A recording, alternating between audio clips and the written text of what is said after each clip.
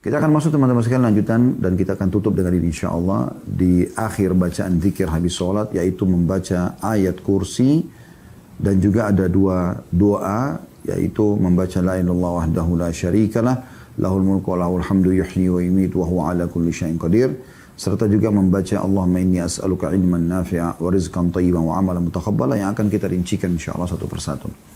Kita akan mulai dengan ayat yang mulia, bahkan ini adalah ayat teragung dalam Al-Quran, yaitu ayat kursi. Ayat ini berada di surah Al-Baqarah, surah nomor 2, ayat 255. Ya. Dan ini ayat yang tidak boleh luput dari setiap muslim untuk dihafal, lalu diajarkan terutama kepada orang-orang terdekat kita, anak-anak, pasangan hidup, ya, kerabat kita, bawahan dan seterusnya. Karena ini ayat sangat besar sekali manfaatnya sebagaimana akan kita bahas. Namun sebelumnya kita akan bacakan dulu. A'udzubillahi minasyaitonirrajim. Bismillahirrahmanirrahim. Allahu la ilaha illa huwal hayyul qayyum.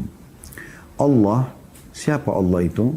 Tiada Tuhan yang berhak disembah melainkan Dia. Artinya tiada pencipta, pemilik, penguasa, ya, yang menghidupkan, yang mematikan, yang menggantikan siang dan malam, kecuali Allah. Dan Dia berhak disembah, artinya ditunduki, dipatuhi. La ta'khuduhu sinatun wala naum. Dia tidak akan pernah. Allahu la ilaha illa, tadi sudah kita jelaskan itu, illa huwa, ini sudah kita jelaskan, tidak Tuhan yang berhak disembah kecuali Allah. Lalu ada sifat Allah yang lewat tadi, al-hayyul qayyum. Ya. Artinya yang hidup kekal, lagi terus menerus mengurus makhluknya. Ya. Jadi kita temukan tidak pernah air habis, tidak pernah udara habis. Ya. Selalu saja semua kebutuhan dan dibutuhkan untuk roda kehidupan di muka bumi ini Allah penuhi, dan itu sifat Allah. Itu potongan ayat kursi yang pertama, Allahu la ilaha illa huwal hayyul qayyum. Ya. Kemudian la ta'khuduhu sinatun wala naum. Allah tidak pernah mengantuk apalagi tidur. Ya. Allah tidak pernah mengantuk apalagi tidur. Jadi mengantukkan itu berarti orang sudah tidak bisa beraktivitas maksimal karena dia ngantuk. Apalagi kalau tidur. Sampai ada hadis Nabi SAW, rufi al-qalamu an thalath. Diangkat pena catatan amal dari 3 orang. Salah satunya wa anin naimi hatta istaqid. Orang tidur sampai dia bangun. Karena orang tidur itu dianggap tidak, akalnya tidak bisa dikenain hukum. Pada saat dia memukul, pada saat dia teriak, pada saat dia berbicara, itu nggak bisa dijadikan sebagai hukum. Gitu. Nah, itu sifat kekurangan. Dan berarti menandakan lemahnya manusia atau makhluk sampai mereka tidur. Tapi Allah punya sifat kausalitas, sifat kesempurnaan. Allah itu tidak mengantuk apalagi tidur. Dan sudah pernah kita sampaikan riwayat, saya ingatkan kembali. Bagaimana Nabi Musa alaihissalam dalam salah satu athar disebutkan pernah bertanya, ya Allah, apakah engkau mengantuk? Apakah engkau mengantuk? Ya, maka Jibril alaihissalam diutus oleh Allah SWT untuk menyampaikan kepada Musa, ya, bahwasanya Tuhanmu mengirim salam kepadamu hai Musa, dan Tuhanmu Allah memerintahkan engkau agar memegang sebuah wadah. Sebuah wadah, jangan engkau pindahkan sampai engkau diperintahkan. Sampai engkau diperintahkan. Maka Musa pun alaihissalam memegang dari waktu diperintahkan sampai menjelang malam. Dan dia pun akhirnya mengantuk. Musa alaihissalam begitu ngantuk, tertidur, dia jatuh wadah tersebut, bejana tersebut, dan tumpahlah air itu. Maka pada saat itu pun Allah berfirman kepada Musa, hai Musa, ketahuilah kalau aku mengantuk apalagi tidur, maka alam semesta ini seperti air yang ada di bejanamu. Maka tidak akan mungkin bisa tertata rapi seperti ini, pergantian siang malam, ya, semua bulan, matahari dan planet-planet ini berputar ya di luasnya dan tidak pernah mendahului satu sama yang lain, ya, baik malam dengan siang dan juga perputaran bumi saja, ya, kalau dia keluar lebih cepat sedikit atau lebih lambat sedikit dari, ya, perputarannya sekarang, maka akan mengacaukan semua kehidupan, gitu kan? Bahkan akan menghancurkan apapun yang ada di dalamnya. Tapi kuasa Allah Subhanahu Wa Taala mengatur semua itu, ya. Dan ini pasti menandakan ada Tuhan memang yang tidak pernah ngantuk ataupun tidur. Ini sifat Allah Subhanahu Wa Taala. Lalu lanjutannya, lahu ma fis samawati wa ma fil ard, miliknya lah atau kepunyaannya lah semua apa yang di langit dan di bumi. Ya. Ini kalau Anda fahami makna kalimat ini luar biasa. Ini penguatan terhadap tauhid kita. Jadi teman-teman sekalian, sehebat apapun yang kita miliki dari keterampilan dan kemampuan, misalnya ilmu pengetahuan, fisik yang kekar, wajah yang cantik atau gagah, ilmu pengetahuan yang luas gitu, kita memiliki gelar akademik sampai ke profesor dan segala macam ini, itu teman-teman sekalian, kalau kita menyadari dan kita mentauhidkan Allah SWT, kita akan tahu ternyata itu tidak ada apa-apanya. Tidak ada apa-apanya dengan ilmu Allah yang maha luas. Karena kita terbukti sampai kita berumur apapun, selalu ada saja hal yang kita tidak ketahui. Ya. Begitu juga dengan kelebihan fisik segala macam. Masih ada saja orang yang lebih tampan, ada yang lebih cantik, ada yang lebih putih dan seterusnya. Ya. Dan kalaupun ada orang yang berbuat buruk kepada kita, maka kita pun tahu dengan tauhid ini bahwasanya dia juga makhluknya Allah, dengan izin Allah pun dia bisa melakukan itu, ya. Maka kalau Anda memiliki nikmat yang Allah berikan, kembalikan kepada lahu ma fis samawati wa ma fil ardh, milik Allah semua itu. Tidak boleh kita mengatakan, oh ini karena saya baca buku yang banyak, oh ini karena saya memang berusaha untuk mendalami bisnis ini dan bisnis itu sehingga saya bisa maju. Tidak, akhi dan ukhti. Yang kita bahasakan adalah Allah lah yang telah memudahkan saya seperti ini. Nah itu mentauhidkan Allah Subhanahu Wa Taala dan mengembalikan memang semuanya kepada pencipta. Karena Allah lah yang memudahkan mata kita bisa melihat, telinga kita bisa mendengar, lisan kita bisa mengucap, tangan kita menjamah, kaki kita melangkah, hati kita merenung, ya, pikiran kita, otak kita berpikir dan seterusnya. Ini kan memang ada penggeraknya, ada penciptanya. Qarun Allah Subhanahu Wa Taala hancurkan justru karena itu kan. Justru karena permasalahan dia, ya, menganggap dia menjadi kaya justru karena kehebatan dia. Itu Allah sebutkan dalam Al-Quran. Dan itu tidak boleh sama sekali. Ya. Dan kalaupun ada orang yang ingin berbuat jahat, sehebat apapun makar yang mereka lakukan. Sekali lagi, sehebat apapun makar yang mereka lakukan, ya, dan berusaha untuk menipu Anda, melakukan kejahatan-kejahatan, tetap Allah Maha Kuasa. Tidak akan terjadi kecuali dengan izin Allah Subhanahu Wa Taala. Tidak akan terjadi kecuali dengan izin Allah Subhanahu Wa Taala. Dan Anda bisa minta perlindungan kepada Allah. Allah Maha Kuasa. Allah ala kulli syai'in qadir. Allah mampu mengerjakan apapun yang Dia inginkan, kan gitu. Jadi tidak ada sesuatu yang mustahil. Ya, jangan Anda putus asa dari rahmat Allah Subhanahu Wa Taala. Jadi mau dapat sesuatu yang baik, minta sama Allah, karena Dia pemilik langit dan bumi. Mau selamat dari semua keburukan juga minta kepada Dia. Lalu potongan selanjutnya, man dzalladzi yashfa'u 'indahu illa bi'idnih. Tidak akan pernah ada yang bisa memberi syafaat di sisi Allah kecuali dengan izinnya. Maksudnya pertolongan, rekomendasi. Kan biasanya orang kalau mau selamat itu atau mau dapat satu kerjaan atau apa saja, dia kan cari rekomendasi, ya. Maka di sisi Allah SWT, terutama pada hari kiamat nanti, tidak ada yang bisa sama sekali kecuali yang Allah izinkan. Itu menandakan sifat, ya, kepemilikan yang mutlak dari Sang Pencipta Allah. Kemudian ya'lamu ma baina aydihim wa ma khalfahum, dan Allah mengetahui apa-apa yang ada di hadapan dan di belakang mereka. Ya. Wala yuhituna bi syai'in min 'ilmihi illa bima syaa', dan mereka tidak mengetahui apa-apa dari ilmu Allah melainkan apa yang dikehendakinya. Jadi kita sangat terbatas sekali pengetahuan kita, gitu ya. Wasi'a kursiyyuhus samawati wal ard. Ya. Kursi Allah meliputi langit dan bumi. Wala ya'udu hifdhuhuma wa huwal 'aliyyul 'azim. Dan Allah tidak merasa berat memelihara keduanya, dan Allah Maha tinggi lagi Maha besar. Allah Maha tinggi lagi Maha besar. Jadi ini terjemahan sekaligus sedikit tadabbur tentang ayat kursi. Baik teman-teman sekalian, kita coba fokus dulu kepada keutamaan daripada ayat kursi ini, ya, keutamaan daripada ayat kursi ini. Ayat kursi ini sebagaimana saya bahasakan tadi teman-teman di pembukaan adalah ayat yang paling agung. Artinya paling besar pahala kalau dibaca, kemudian paling besar manfaatnya, ya, paling Allah cintai. Itulah ayat kursi. Setelah mengangkat ayat kursi, dalam tafsir Ibnu Katsir, dalam tafsir Al-Quran Al-Azim, beliau mengatakan setelah mengangkat ayat kursi, ya, Al-Baqarah surah nomor 2 ayat 255, beliau mengatakan ayat kursi memiliki kedudukan yang sangat agung karena tersebutkan dalam sebuah hadis yang sahih dari Rasulullah sallallahu alaihi wasallam bahwa ia merupakan ayat teragung yang terdapat dalam Al-Quran. Ya, seperti itu. Nah, di antara keutamaan ayat kursi atau berhubungan dengan masalah ayat yang paling agung ini, ada sebuah riwayat bahwasanya pernah pertanyaan diajukan oleh Rasulullah SAW kepada Ubay bin Ka'ab, ya, sahabat Nabi radhiyallahu anhu. Kata Nabi SAW, ayat mana yang paling agung dalam kitabullah?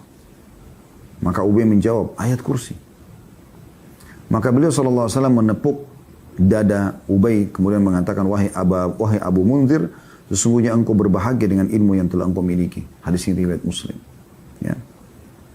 Artinya dengan mengetahui saja, Ubay radhiyallahu anhu mengetahui bahwasanya ayat kursi adalah ayat teragung, sudah cukup Nabi SAW memujinya dan mengatakan, ya, sesungguhnya engkau berbahagia. Artinya makna hidup akan berbahagia dunia dan akhirat dengan ilmu yang kau miliki. Artinya dengan kau fahami saja ayat kursi ini, itu udah luar biasa. Karena mengandung sifat-sifat, ya, kemahakuasaan Allah Subhanahu wa taala, tauhid. Dan yang membuat dia agung, sebagaimana sebagian ulama mengatakan, salah satunya adalah karena ada dua sifat Allah. Al-Hayyu, Al-Qayyum. Zat yang maha hidup dan yang maha terus-menerus mengurus makhluknya. Ada juga sebuah hadis, ya, yang dihasankan oleh sebagian ulama tentang lafaz istighfar. Yang kata Nabi SAW, siapa yang membaca astaghfirullahal azim alladzi la ilaha illa huwal hayyul qayyum, ada al-hayyul qayyum, wa atubu ilai, akan diampuni dosanya walaupun sebanyak buih di lautan. Ya, ini karena ada sifat al-hayyu al-qayyum. Nah, ini kurang lebih keutamaan, ya, dari ayat kursi, yaitu ayat yang paling agung. Selanjutnya teman-teman, itu kalau yang pertama. Yang kedua, dia adalah melebihi langit dan bumi. Ya, maksudnya kadarnya. Kalau Anda lihat bumi, langit dan bumi ini besar sekali dan segala macam fasilitas. Ayat kursi satu ini sudah cukup untuk menyaingi semua itu. Sesuai dengan hadis Nabi SAW. Hadis ini riwayat Tirmidzi, ya. Kata beliau, tidaklah Allah menciptakan langit dan bumi melebihi agungnya ayat kursi. Tidaklah Allah menciptakan langit dan bumi melebihi agungnya ayat kursi. Karena dalam ayat kursi terdapat, ya, atau ayat tersebut mencakup nama dan sifat Allah. Sufyan ats-Tsauri berkata menanggapi hadis ini, sebab ayat kursi merupakan salah satu kalamullah, sedangkan kalamullah itu lebih agung daripada ciptaan Allah yang berupa langit dan bumi. Ini salah satu makna yang bisa difahami kenapa dikatakan ayat kursi lebih agung daripada langit dan bumi. Tapi bisa saja yang dimaksud dalam hadis ini adalah ayat kursi kalau dibaca sekali saja, itu sudah punya keutamaan yang sangat besar. Lebih baik daripada orang memiliki langit dan bumi. Karena kan kita temukan sering kali ada hadis Nabi SAW begitu, ya. Ya. Lebih baik daripada dunia dan seluruh isinya. Contoh misalnya salat sunnah 2 rakaat sebelum subuh, ya. Maksudnya antara azan dan iqamah subuh, sunnatul fajr. Kata Nabi SAW, rakaati fajr khairu minad dunya wa ma fiha. 2 rakaat salat subuh, ya, sebelum subuh itu lebih baik daripada dunia dan seluruh isinya. Kan itu luar biasa gitu, ya. Kemudian yang ketiga, dia termasuk zikir yang ditekankan selepas sholat, ya. Dan jaminannya surga. Artinya ayat ini membawa ke surga. Kata Nabi SAW dalam hadis riwayat An-Nasai dan ini disahihkan oleh Syekh Albani. Kata Nabi SAW, barang siapa yang membaca ayat kursi setelah sholat. Satu ayat loh ini, ayat kursi ini. Satu ayat. Al-Baqarah 255. Maka tidak ada yang menghalanginya masuk ke dalam surga kecuali kematian. Tentu maksudnya adalah sholat, ya. Karena dikatakan barang siapa yang membaca ayat kursi setelah sholat. Wajib 5 waktu ini. Baca ayat kursi. Jadi sholat dulu kemudian baca ayat kursi, ya. Maka tidak ada yang menghalangi dia masuk dalam surga kecuali kematian, ya. Jadi ini satu hal yang luar biasa gitu. Dan ini kita ambil dari tafsir ayat kursi yang ditulis oleh Syekh Muhammad Shalih bin Utsaimin, ya, tentang masalah 4 keutamaan ayat kursi ini. Kemudian ayat kursi juga teman-teman sekalian anjurannya dibaca pada zikir sebelum tidur. Sebagaimana Rasulullah SAW sabda, apabila engkau mendatangi tempat tidur di malam hari, bacalah ayat kursi, niscaya Allah akan senantiasa menjagamu dari syaitan, tidak akan mendekatimu hingga waktu pagi. Hadis ini diriwayatkan oleh Bukhari. Tentu hadis yang serupa banyak sekali, ya. Hadis yang serupa banyak sekali. Bagaimana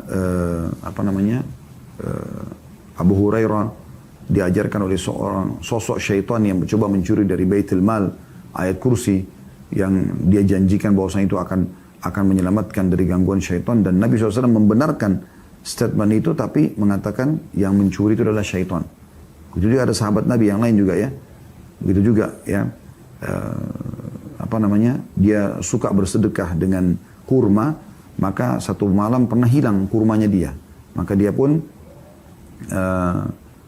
menunggu, menjaga malam-malam. Lalu dia temukan ada sosok seperti hewan gitu.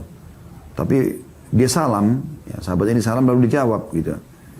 Maka pada saat dijawab, ya, maka sahabat ini mengatakan, apa kau jin atau manusia? Dia mengatakan saya jin.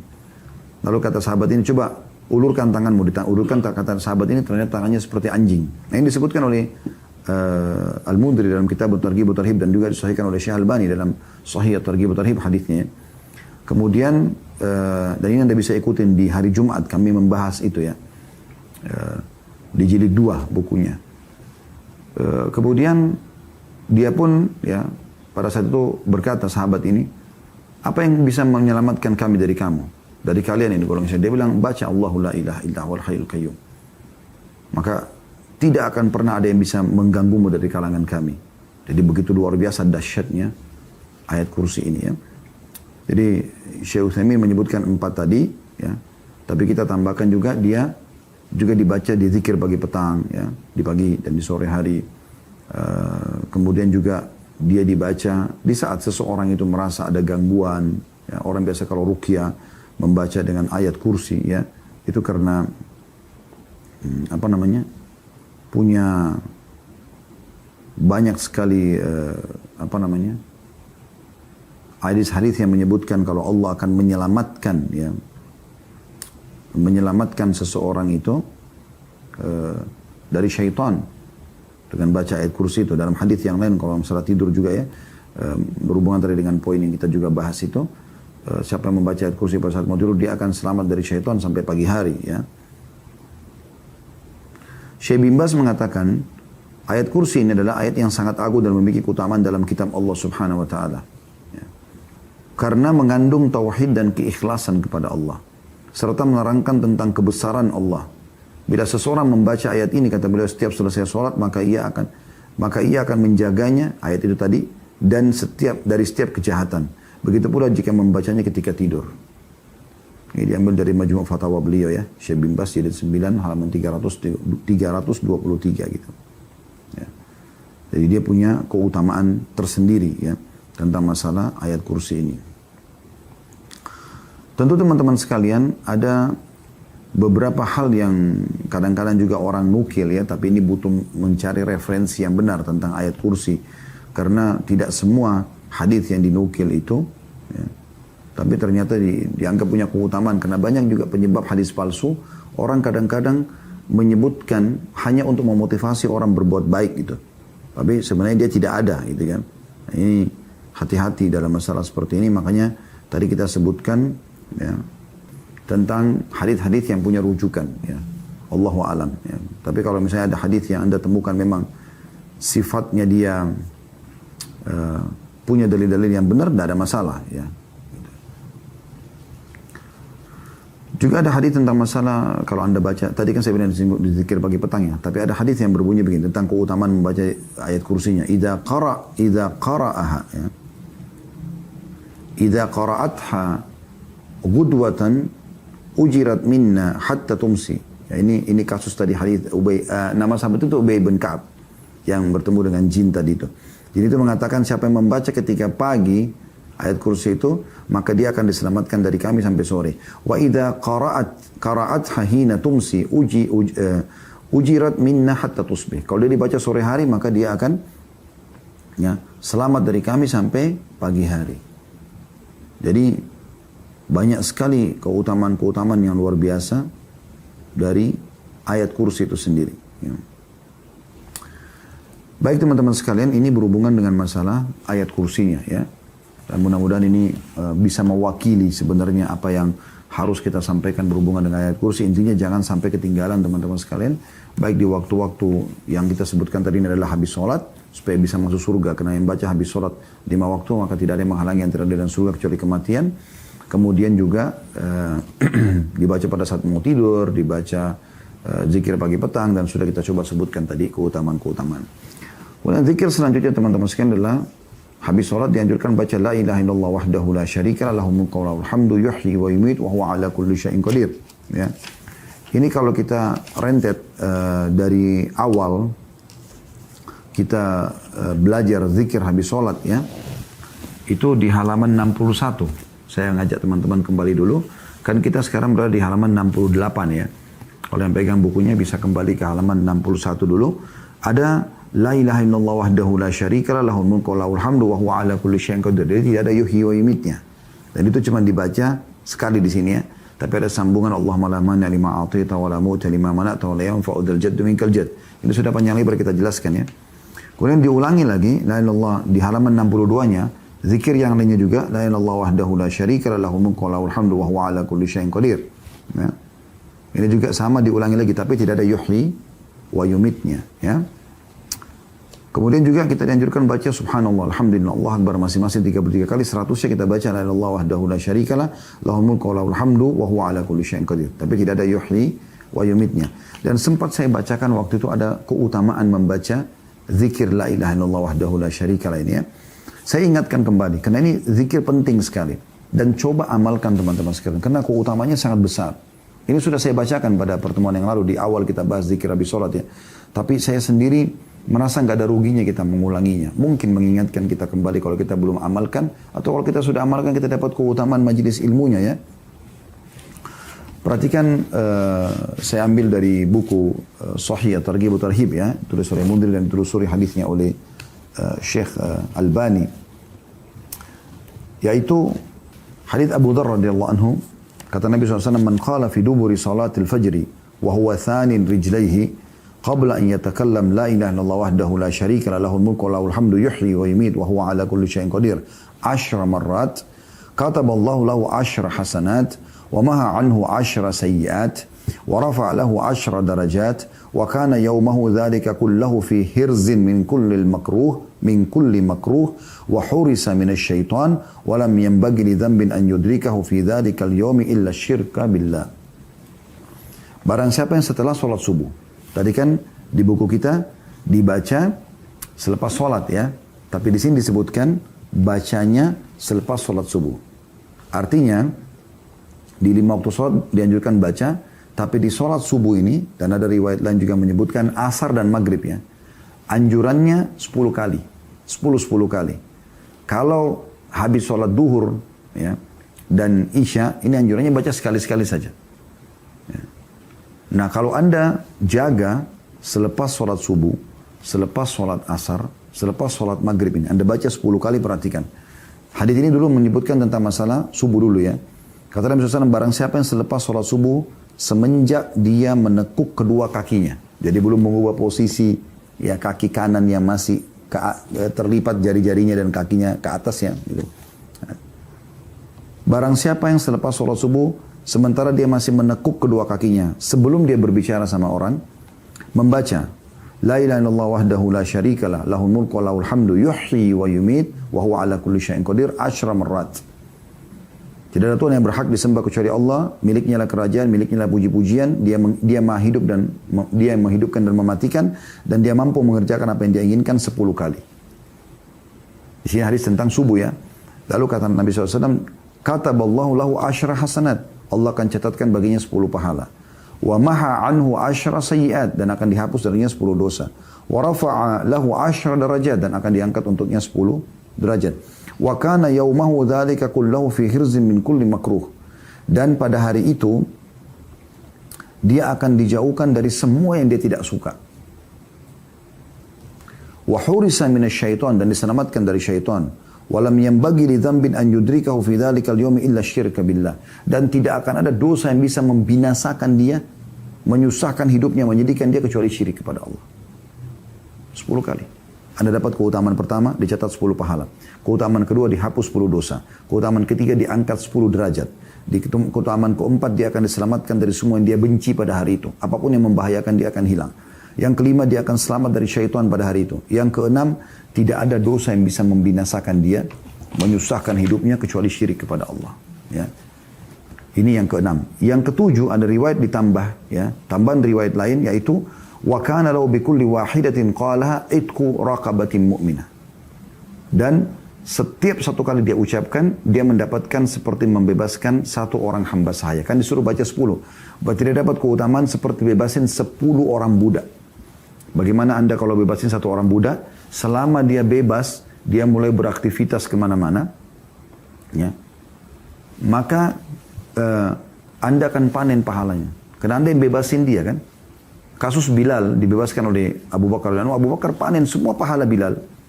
Karena beliau yang bebaskan sehingga Bilal bisa leluasa beribadah, bisa makan tenang, bisa berumah tangga. Dan semua keturunannya kemana-mana gitu. Ya.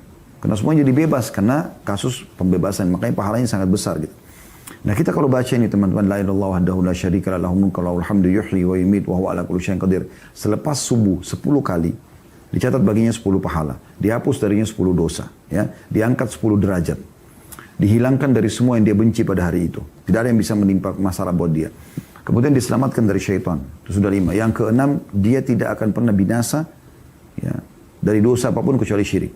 Yang ketujuh, ya, maaf ini yang, ya, diberikan catatan 10 pahala, dihapuskan 10 dosa, diangkat 10 derajat, diselamatkan dari semua yang dia benci, diselamatkan dari syaitan, dan dia tidak akan binasa kecuali, ya, dosa syirik. Yang ketujuh, dan dia akan mendapatkan setiap satu kali ucapan sama pahalanya bebasi satu budak. Berarti kalau 10 orang budak. Itu sudah 7 keutamaan.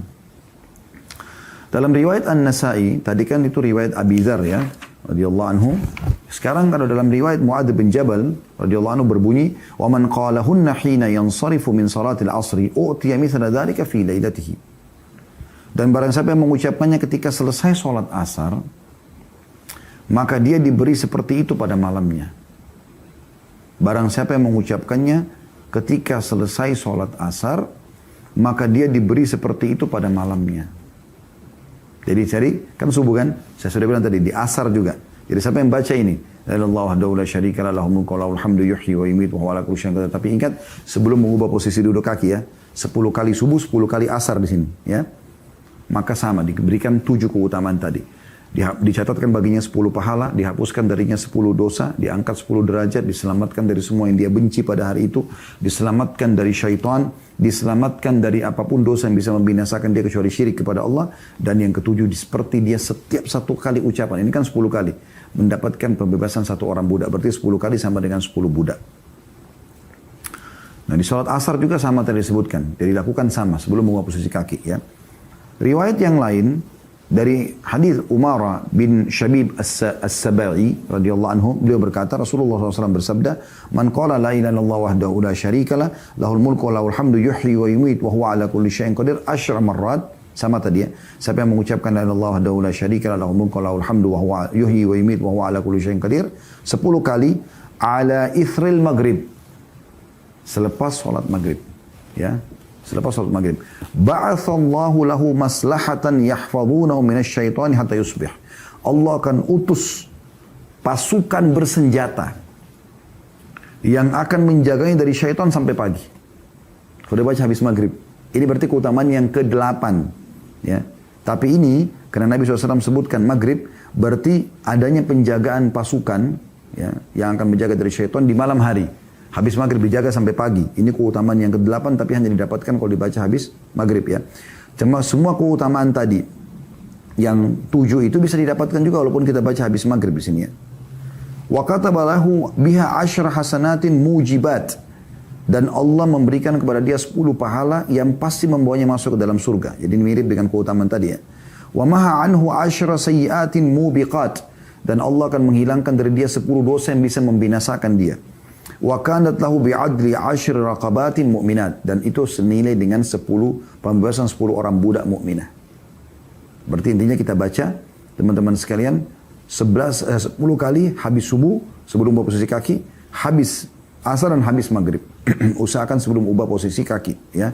Kita baca 10 kali. Keutamaan tadi 7 sudah kita sebutkan, ya.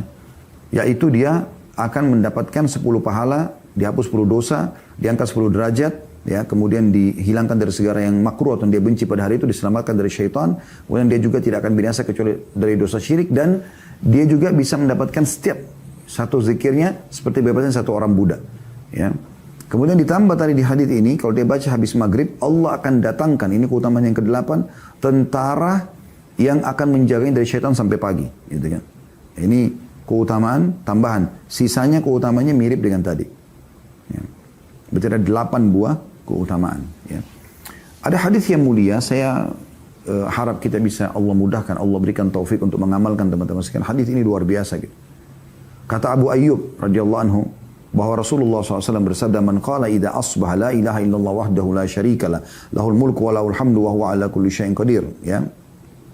Siapa yang baca di pagi hari, ya, tapi di sini tidak disebutkan masalah selepas sholat ya, cuma dibaca di pagi hari. Kalau tadi kan dihubungkan dengan sholat 5 waktu ya, subuh, asar dan maghrib. Siapa yang membaca di pagi hari la ilaha illallah wahdahu la syarikalah lahul mulku wa lahul hamdu wa huwa ala kulli syai'in qadir 10 marrat, 10 kali. Ya. Kataballahu lahu bihinna 10 hasanat, Allah akan catatkan baginya 10 pahala. Wa maha bihinna 10 sayyi'at, dan Allah akan hapus 10 dosa. Wa rafa'a lahu bihinna 10 derajat, dan Allah akan angkat 10 derajat. Wa kunna lahu idla itaqati 4 riqab, dan dia setara dengan bebasin 4 orang budak. Wa kunna lahu harasan min hatta yumsi, dan akan menjadi tameng, penolong bagi dia dari syaitan sampai sore hari. Wa man qalahunna idza shallal maghriba dubura salati famithlu dzalika hatta yusbih. Dan siapa yang mengucapkannya selepas salat maghrib, maka dia akan dapatkan keutamaan yang sama gitu, ya. Dalam riwayat lain, wa kunna lahu idla 10 riqab, dan itu akan setara dengan 10 membebaskan 10 orang budak, ya. Kemudian dalam hadis yang lain, ya, kata Nabi SAW, man qala, ini hadis Mu'adz bin Jabal radhiyallahu anhu, kata Nabi SAW, man qala hina yansarifa min salatil ghadat, siapa yang mengucapkan selepas salat subuh, la ilaha illallah wahdahu la syarika lah lahul mulku wa lahul hamdu biyadihil khair wa huwa ala kulli syai'in qadir 10 marrat. Jadi perhatikan beda lafadznya ya. Siapa yang mengucapkan selepas salat subuh, la ilaha illallah wahdahu la syarika lah lahul mulku wa lahul hamd, sampai sini berhenti dulu. Tadi kan yuhyi wa yumit, kalau ini tidak ada yuhyi wa yumitnya. Langsung biyadihil khair. Di tempat yuhyi wa yumiit diganti biyadihil khair wa huwa ala kulli syai'in qadir. Siapa yang baca ini selepas salat subuh, kata Nabi SAW, ya, la ilaha illallah wahdahu la syarika lah lahul mulku wa lahul hamd, berhenti di situ karena jangan dicampur baur. Kalau tadi kan setelah itu lahul mulku wa lahul hamdu yuhyi wa yumiit. Kalau sekarang tidak, lahul mulku wa lahul hamdu biyadihil khair, ya, wa huwa ala kulli syai'in qadir 10 kali. U'tiya bihinna sab'an, dia akan diberikan 7 manfaat. Jadi saran kami, amalkan teman-teman zikir ini berbeda, berpisah. Anda habis sholat subuh, habis maghrib, habis isya, habis subuh, habis asar, habis maghrib, zikir tadi. La ilaha illallah wahdahu la syarika lah lahul mulku wa lahul hamdu yuhyi wa yumiit wa huwa ala kulli syai'in qadir 10 kali. Anda akan dapat tadi, sudah kita sebutkan 7 keutamaan yang semuanya sama, tapi kalau habis sholat maghrib dibaca, ada tambahannya, akan dapat tentara yang menjaga sampai pagi, kan gitu. Nah, kemudian kalau riwayat ini, zikirnya adalah yuhyi wa yumiit diganti biyadil khair. Jadi Anda baca la ilaha illallah wahdahu la syarika lah lahul mulku wa lahul hamdu, sampai situ berhenti, lalu Anda ganti yuhyi wa yumiit di zikir awal biyadil khair wa huwa ala kulli syai'in qadir. Anda baca ini 10 juga, ya. Kalau Anda baca 10 kali ini akan diberikan 7. Yaitu yang pertama, kataballahu lahu bihinna 10 hasanat. Allah catat lagi baginya 10 pahala. Beda dengan yang tadi ya. Yang tadi pakai yuhyi wa yumiit, ini pakai biyadil khair. Wa maha anhu bihinna 10 sayyi'at, dan akan dihapus darinya 10 dosa. Wa rafa'a lahu bihinna 10 derajat, dan akan diangkat dia 10 derajat, ya. Wa kunna lahu idla 10 nasamat, dan dia setara dengan membebaskan 10 orang budak, ya, membebaskan 10 jiwa. Wa kunna lahu hifdhan minasyaitan, dan akan menjaga dari syaitan. Wa hirzan minal makruh, dan selamat dari semua yang dia benci. Walam yalhaqqu fi dzalikal yawmi dzambun illa syirku billah, dan tidak ada yang bisa membinasakan dia kecuali syirik kepada Allah. Wa man qalahunna hina yansarifa min salatil maghrib utiya mithla dzalika lailataha, dan siapa yang baca selepas salat maghrib maka akan diberikan yang sama. Jadi keutamaan-keutamaan tadi yang kita dapatkan di zikir sebelumnya juga didapatkan di sini, ya. Jadi 2 kali. Jangan Anda gabungkan ya, jangan Anda bilang la ilaha illallah wahdahu la syarika lah lahul mulku wa lahul hamdu yuhyi wa yumiit lalu biyadil khair. Ini zikir yang berbeda. Nanti ada sendiri zikir lagi yang kita akan sebutkan, jumlahnya lebih banyak sampai 100 kali, tapi digabungkan dua-dua itu punya keutamaan tersendiri lagi. Jadi Anda usahakan mengejar setiap hadis ini keutamaannya gitu. Ya. Jadi Anda baca tadi ya, yang la ilaha illallah wahdahu la syarika lahu mulku wa lahul hamdu yuhyi wa yumiitu wa huwa ala kulli syai'in qadir itu sendiri 10 kali. Anda juga baca setelahnya la ilaha illallah wahdahu la syarika lahul mulku wa lahul hamdu biyadihil khair wa huwa ala kulli syai'in qadir juga 10 kali. Jadi Anda kejar dua keutamaannya. Nah, ada hadis yang menyebutkan tentang gabungan yuhyi wa yumiit biyadihil khair, ya. Yaitu hadis Abu Umamah radhiyallahu anhu. Dia berkata Rasulullah SAW bersabda, "Man qala dubura salatil ghada, la ilaha illallah wahdahu la syarika lahu mulku wa lahul hamdu, yuhyi wa yumiit," ada biyadil khair, digabung di sini ya. Wa huwa ala kulli syai'in qadir, tapi jumlahnya mi'ata marrah. Siapa yang mengucapkan selepas salat subuh, la ilaha illallah wahdahu la syarika lahu mulku wa lahul hamdu, yuhyi wa yumiit biyadil khair wa huwa ala kulli syai'in qadir, 100 kali qabla an yathniya rijlaihi, sebelum dia menekuk kedua kakinya, maksudnya dia mengubah posisi duduknya. Kana yauma idzin min afdali ahlil ardi amala. Maka dia akan menjadi penduduk bumi, seluruh bumi ini. Ya. Dia adalah orang yang terbaik amalnya. Ya. Illa man qala mithla ma qala au zada ala ma qala. Kecuali orang yang mengamalkan sama dengan dia atau menambahkan lebih banyak dari zikirnya. Nah, ini saran kami dipisahkan teman-teman sekalian. Dan semuanya ini ada anjuran untuk tidak mengubah posisi kaki. Anjurannya seperti itu kurang lebih ya. Baik tadi baca yang 10 kali atau baca yang 100 kali ya. Cuma memang beda lafaz dan ini usahakan semuanya diamalkan gitu. Kemudian dalam hadis yang lain dari Abdurrahman bin Ghanam dari Nabi sallallahu alaihi wasallam bersabda, "Man qala qabla an yansarifa wa yathni rijlaihi min salatil maghribi was subhi," barang siapa yang mengucapkan man qala qabla an yansarif, sebelum dia berdiri meninggalkan tempat sholat dan juga mengubah posisi duduknya ya di sholat maghrib dan subuh, la ilaha illallah wahdahu la syarika lahul mulku wa lahul hamdu yuhyi wa yumiit wa huwa ala kulli syai'in qadir 10 marrat, kataballahu lahu bi kulli wahidatin 10 hasanat. Yang baca ini sebelum mengubah posisi kakinya 10 kali, maka dia akan mendapatkan 10 pahala.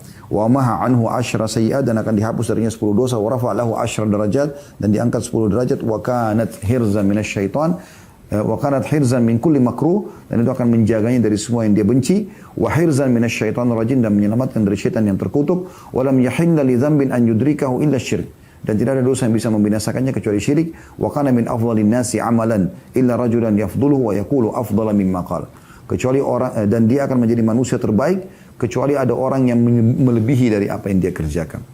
Jadi ini zikir yang luar biasa yang harusnya dijaga ya. Nah, kita kembali ke buku kita teman-teman sekalian. Kalau di buku kita ya, di halaman 68, buku yang kita bahas, buku kecil ya, kita kembali ke buku doa lagi ya, yang ini. Itu adalah la ilaha illallah wahdahu la syarika lahu mulku wa lahul hamdu yuhyi wa yumiit wa huwa ala kulli syai'in qadir. Dan ini disebutkan di semua waktu salat. Karena ini kan zikir salat yang kita belajar ya. Tapi dalam Sahih Targhib wa Tarhib tadi rincikan. Kalau kita pegang hadis ini atau kita baca hadis ini kan tidak disebutkan waktu salat mana saja, tapi hadis yang baru kita bacakan itu disebutkan.